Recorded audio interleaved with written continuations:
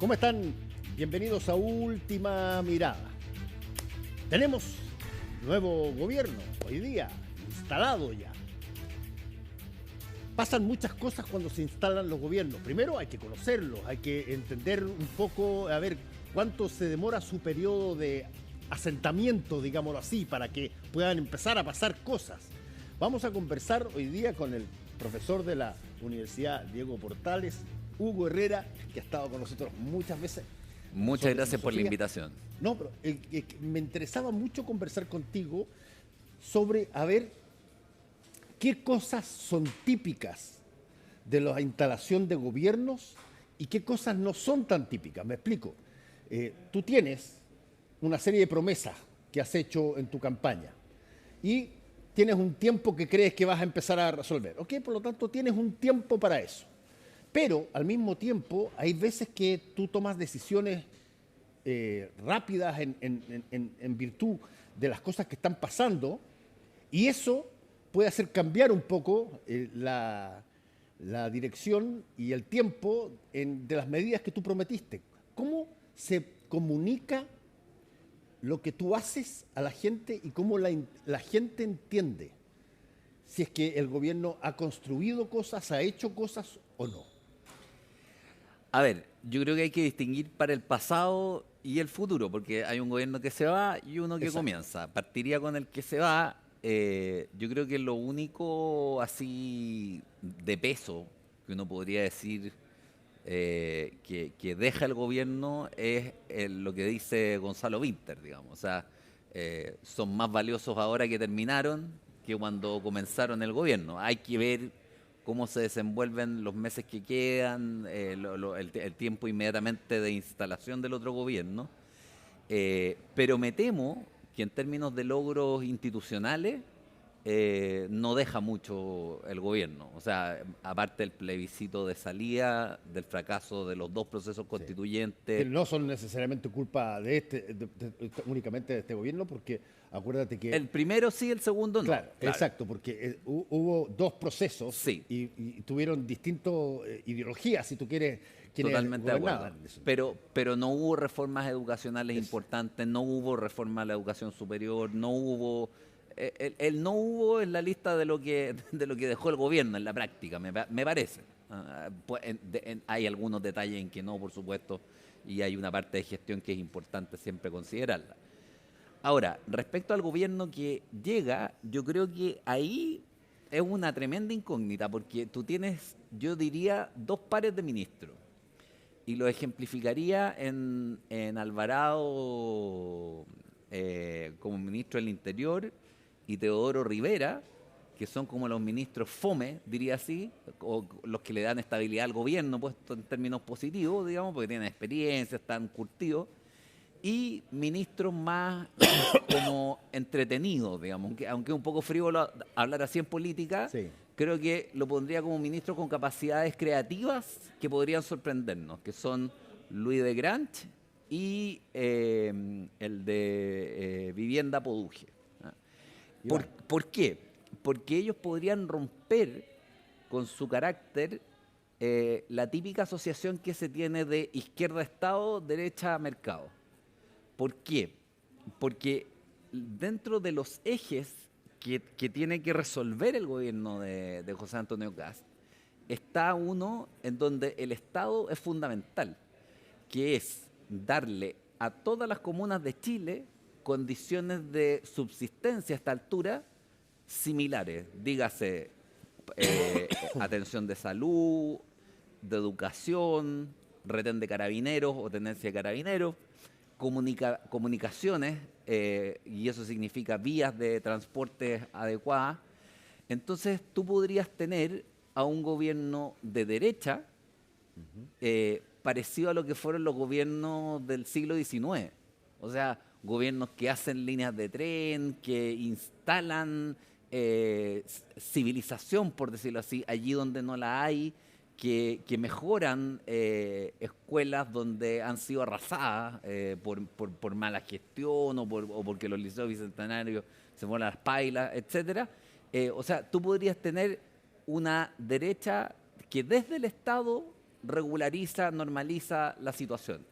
Me parece que eso es el gobierno de emergencia si uno lo mira en términos de sumas y restas. No está pensando, me parece, José Antonio Kast, en el retail, ni en las Sí, pymes, yo te iba a ni... preguntar justamente sobre eso porque a mí me llamó la atención que el presidente Kast dijera que este primer gobierno iba a estar acompañado de este concepto, el adjetivo de, bueno, es un gobierno de emergencia. Eh, porque, a ver, cuando tú estás en emergencia, todo es relativamente súbito, todo tiene que pasar ahora, todo tiene que ser rápido, todo tiene...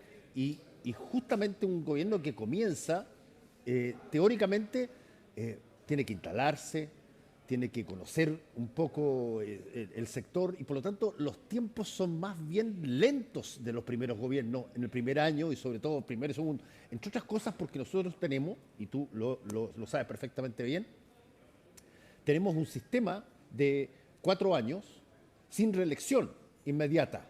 Por lo tanto, tú tienes un año de instalación, un segundo año donde tienes libertad para hacer lo que quieres y ya en el tercero empiezas a pensar La campaña. quiénes son las próximas elecciones y después de elecciones. Entonces, ¿cómo se da esa situación de emergencia?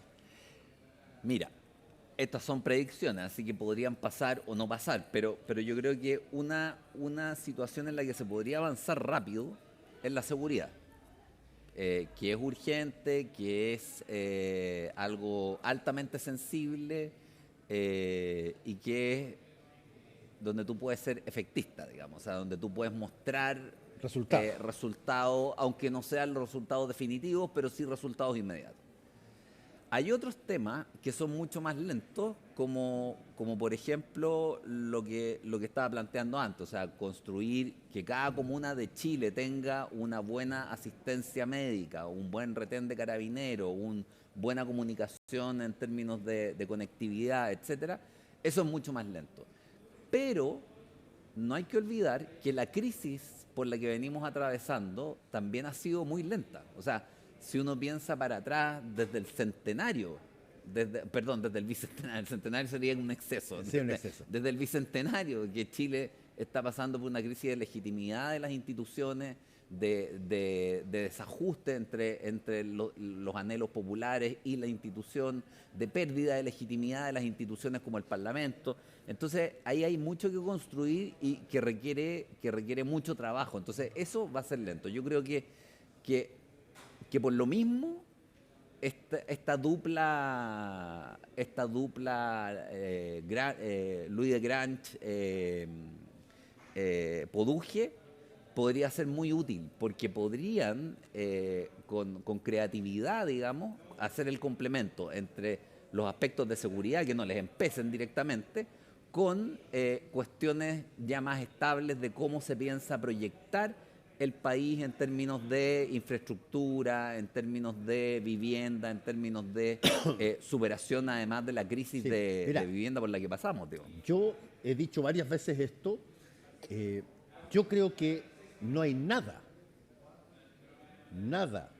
más elocuente para poder transmitir lo que un gobierno hace o no hace, que cuando de repente tú te levantas en la mañana, tomas tu auto o te vas caminando y de repente ves que hay un camión, hay una gente haciendo una serie de movimientos y que te das cuenta de que te están construyendo un puente a 300, 400 metros del lugar y que siempre se dijo que se iba a hacer, pero no se hace. Pero tú ves por primera vez piedras, gente trabajando. Cuando tú notas eso, automáticamente te da la sensación, oye, van a pasar cosas. Están construyéndose Estoy cosas. totalmente de acuerdo y yo creo que un gobierno que quisiera dejar impronta en la historia de Chile, si es que quiere dejar impronta por algo distinto de lo típico que dejan impronta los gobiernos de centro derecha o de derecha, que es un puntito más de crecimiento económico, que ahora con la economía, con el sistema productivo en crisis es muy difícil de Sí. manejar, es la infraestructura, son los proyectos de infraestructura. O sea, si este gobierno construyera la prometida por todos red de trenes y la ampliara de manera sustantiva, si ampliara el metro de manera sustantiva y mejorara las comunicaciones en regiones, los sistemas de comunicaciones en regiones. El sistema de salud, por ejemplo, en términos de las listas de espera y todo ese tipo de cosas. O sea, que nadie más se muriera de cáncer en listas por de ejemplo, espera, digamos. Si avanzara en proyectos simbólicos como la producción de energía eólica, pero avanzar, yo haría un paso más todavía. Hoy día se puede hacer florecer el desierto. Si el gobierno dejara una pampa del Tamarugal funcionando, digamos, esas son cosas que no se olvidan.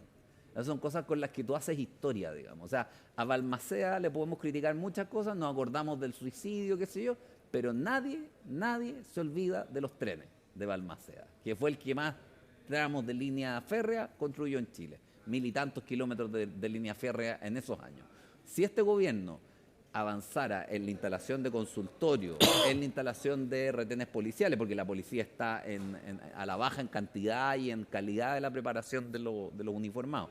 Si avanzara también en sistemas de infraestructura, yo creo que en un momento sobre todo de crisis económica, de crisis de productividad, sería una manera hiperconstructiva de zafar y poder proyectar además una imagen de capacidad de gobierno, digamos, de capacidad de Estado, Ahora, de mirar más allá de tus 4 añitos, digamos, por decirlo así. sí, pero hay un punto ahí. Que hay de el influjo de los otros países que nosotros nos relacionamos con ellos.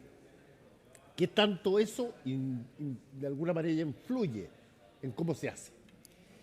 A ver, yo creo que ahí hay dos, al menos dos temas, digamos. Uno es cómo tú te relacionas institucionalmente con los otros países en proyectos interoceánicos, en grandes proyectos de infraestructura, donde también hay temas geopolíticos importantes que solucionar, porque la pregunta es con quién vas a colaborar más, si con Argentina, con Perú, con los chinos, con los norteamericanos, cómo va a ir ahí el asunto. Eso. Yo creo que son temas todavía por definir, pero que son muy promisorios, porque estamos en un momento en que las comunicaciones internacionales y el comercio internacional se está alterando. O sea, la importancia que está adquiriendo el Pacífico, esto de que hablaba la Armada desde los años 80, digamos, de que el Pacífico iba a ser el centro del planeta, se está volviendo cierto de pronto. ¿Y eso qué significa? Bueno, significa que Chile puede seguir teniendo la misma flota de superficie con la que cuenta la Armada hoy día, o que va a tener que empezar a fabricar sus propias fragatas, y en alianza con quién lo va a hacer, con los alemanes, con los norteamericanos, con los chinos. O sea, Sí. ahí tú tienes una serie de grandes proyectos que también son promisorios, hay que hacerlo y te pueden dejar una imagen de Estado. El otro problema es el problema más complejo, me parece a mí, o más negativo en términos de imagen, que es el de la inmigración. O sea, ¿cómo lo vamos a hacer para tener una inmigración ordenada, una inmigración plural, una inmigración que no sea solamente de refugiados políticos y refugiados económicos? Yo ahí tengo una tesis radical. Creo que hay que aprovechar la necesidad con las posibilidades de proyectar al país. En Chile la educación escolar está en el suelo, en el suelo. ¿En qué sentido dices tú que está En la calidad de aquello a lo que se llama el magisterio, va de mediocre a mala, salvo excepciones, digamos. O sea, ¿Eso medido por estándares internacionales. O sea, si a los alumnos del mundo tú los divides en 5 quintiles, Chile en el mejor quintil no tiene a nadie. Vaya al mejor colegio de Santiago, vaya al colegio más sencillo de provincia, no tienes a nadie en el mejor quintil de alumnos. Y eso significa que tú tienes un profesorado que es mediocre, que no es capaz de sacar a los alumnos, ni siquiera a los de mayor capital cultural, o sea, a los de familia con biblioteca en la casa, por decirlo así, no puede ponerlos en el quinto quintil, en el de más arriba, digamos. ¿Así de drástico? Así de drástico es. Los chinos tienen ahí, no sé, tienen un porcentaje importante de las personas que van a ser nuestros futuros jefes, digamos, porque si tú no tienes a nadie ahí, o estás criando unos genios tapados, lo que no creo, digamos, o estás simplemente frustrando el futuro del país. Pero hay un asunto que yo creo que, sobre todo pensando en la inmigración, podría ser importante. Todo el sistema de educación chileno se armó con extranjeros. Como dicen los prisioneros, todos los colegios de monjas y todos los colegios de curas son extranjeros. Las monjas francesas, los curas alemanes del Verbo, los curas franceses, qué sé yo, las monjas inglesas, son todos extranjeros, que eran francesas, entre paréntesis. Sí. Son todos extranjeros. El pedagógico fue todo fundado por extranjeros, eran profesores que trajeron de Alemania. Todos los sabios del siglo XIX, Filippi, Claudio Gay, qué sé yo, Domeico, son todos extranjeros. Y todos ellos fueron Andrés Bello, ¿para qué decir? Fueron los forjadores de las humanidades y de las artes en Chile. O sea, yo diría, jubilemos bien a aquellos profesores que han trabajado en malas condiciones y que no han podido desplegar sus capacidades, pero traigamos en reemplazo, porque tú no puedes formar profesores y la gente no está estudiando pedagogía, más encima, digamos, la gente con buenos puntajes. Y trae profesores extranjeros. Rehagamos lo que se hizo en el siglo XIX. Y desde ese punto de vista, Hugo, ¿qué tanto se da la oferta de alumnos chilenos que van a hacer posgrado afuera? Porque eso te revela, si es que efectivamente los aceptan en universidades extranjeras, bueno, de que hay capacidad para hacerlo. ¿Hay una medición de eso comparado entre países? Mira, en general los chilenos se desenvuelven bien afuera, pero no tenemos, yo no la veo por lo menos, una élite de chilenos instalada en el extranjero. Una red, digamos. Tú puedes ver una red de alemanes en universidades norteamericanas, mucho premio Nobel norteamericano son fichajes de profesores alemanes, digamos, que la grúa se los levanta y se los lleva. Pero tú no ves eso con los chilenos. A los chilenos en general les va bien haciendo sus posgrados, los profesores rescatan que son responsables y punto. Hasta ahí llegamos. Pero no somos parte de la élite mundial en términos intelectuales. Y está bien. Y eso es igual para, por ejemplo, te voy a poner al tiro, Humberto Maturana, Harvard, filósofo genial, y una persona que va a estudiar, pongo un ejemplo, Claudio Teitelbaum, que yo lo conozco, que es un tipo brillante, que va y forma él en Estados Unidos a otros científicos. O sea, sí los hay, pero son poquitos, no son masa crítica, a eso me refiero. O sea, no es una red de personas contactadas que esté produciendo en los distintos ámbitos del conocimiento y de manera integrada. Eso no existe. ¿Podría existir? Sí, podría existir. ¿Podría haber existido en el pasado? También podría haber existido en el pasado. Ahora, yo me propongo logros más modestos. ¿Por qué no crear esa red en Chile que ni siquiera existe? O sea, si tú tomas a todos los doctores, voy a decir una cosa fuerte, digamos, pero si tú tomas a todo el listado de doctores en las humanidades en Chile, la verdad es que es un sistema muy normal, digamos. O sea, no nos creemos el cuento, pero Chile, aparte de poetas en el área de las humanidades y quizás en la historia, el resto de las humanidades es más bien desastroso el panorama. O sea, yo en esto estoy con el expresidente Lacut que decía que no estudiaran tanto filosofía, digamos, porque no es que no... Vuelvo a mencionar al profe Maturana, que, ojo, que es una excepción. Pero Maturana era biólogo, no hay que olvidar eso. Sí, o sea, su forma... Era biólogo, tenía razón, pero incursionó en la filosofía. Sí, estoy totalmente de acuerdo. O sea, eso en Chile existe. Tú tienes sin ir más lejos, Torretti estudió Derecho y luego Filosofía. Pero en general esa es la combinación. Alfredo Jocelyn Hall estudió Derecho, luego se dedicó a la Historia. Francisco Antonio Encina estudió Derecho, se dedicó a la Historia. Pero no tienes humanidades más abiertas que esa con buenos rendimientos. Somos un país todavía de abogados, ingenieros, periodistas y arquitectos, digamos. No variamos de ahí. Y de ahí salen, digamos, para otras... Y no está mal, porque en esas áreas la gente se desempeña bien. Tú de los tribunales puedes quejarte de corrupción, pero no te puedes quejar de mala calidad de los fallos, digamos. Sí. En cambio, del colegio sí te puedes quejar de mala calidad de los profesores. Y eso es muy triste, digamos, porque yo preferiría que la gente se quejara de la mala calidad de los fallos a que los pobres niños estuvieran con malos profesores. Esto, Hugo, es un problema de plata, es un problema de recursos para generar una estructura de, por ejemplo, educación comparable, porque todos mis títulos son estadounidenses. Yo viví en Estados Unidos y conocía un montón de cosas, pero vi a gente también y profesores bastante pencas en algunas veces, pero la pregunta es, ¿cómo se llega a la excelencia en materia educativa? Buena pregunta y yo creo que muy difícil de responder, pero si hubiera dos medidas que yo tomaría inmediatamente, sería una, fortalecer la educación técnico-profesional. O sea, en Chile tú tienes 2/3 de las personas que estudian Derecho que no van a trabajar como abogados. Le están vendiendo un cartón de mentiras. Así de claro. Sus padres probablemente, si han sido camioneros, si han sido mineros, van a haber ganado mucho más que ellos, digamos. Estamos viviendo de glorias pasadas, porque tú vinculas al abogado con el abogado de los años 50, 60, 80, que se instalaba con un par de amigos y le iba bien, digamos. Pero eso no existe, eso es 1/3 de los estudiantes.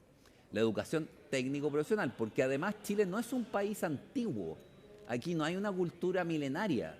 Aquí, con suerte, tenemos 100, 200 años de cultura. Entonces tú dices, ¿cuáles son las capacidades que están más esparcidas por la población? ¿Las capacidades de especular el mundo, de lucubrarlo, de hacer grandes inventos? ¿O las capacidades de transformar la realidad, de hacer puentes, de hacer puertos, de hacer infraestructura primero para buenas casas, digamos, para vivir bien? Y luego, sobre esa base, lo otro, tiene que haber, por supuesto, humanidades, tiene que haber, por supuesto, buenos abogados, pero eso viene como complemento, pero hoy día tenemos la pirámide invertida. Eso haría primero. Y lo segundo, yo creo que falta patriotismo, porque el problema de la escuela, que es el gran problema que tenemos, es que es muy caro y es a muy largo plazo que tú ves los resultados. Entonces, ningún gobierno está dispuesto, salvo que sean gobiernos muy comprometidos patrióticamente con el país, está dispuesto a hacer ahí la inversión que es donde se necesita y hacer los grandes cambios ahí que es donde se necesita. Hoy día, lo que había de bueno se desmanteló. El Internado Nacional Barros Arana se parece más a un correccional que a un colegio. La gente se arranca, se va de ahí. Los cursos tienen 10 alumnos, digamos, pero no porque estén experimentando un sistema de educación personalizada, sino que porque se arrancan de miedo las familias, digamos. Y hay una red ahí de activistas que se juntan a hacer asados, exalumnos, y les enseñan cómo hacer molotov. Este es un sistema casi penitenciario, digamos. Ya, pero okay. Pero es un ejemplo de algo que fue bueno y se echó a perder. Pero en la masa, nuestra escuela, nuestra educación escolar va de mala a pésima. O sea, falta patriotismo, cambiaría eso, cambiaría las condiciones laborales de los profesores, integraría profesores extranjeros, eso por un lado, y por otra parte, a nivel superior, invertiría la pirámide más técnico-profesional y luego la educación para elucubrar el mundo, digamos. ¿Eso le dirías tú al presidente casi que te preguntara? Al tiro.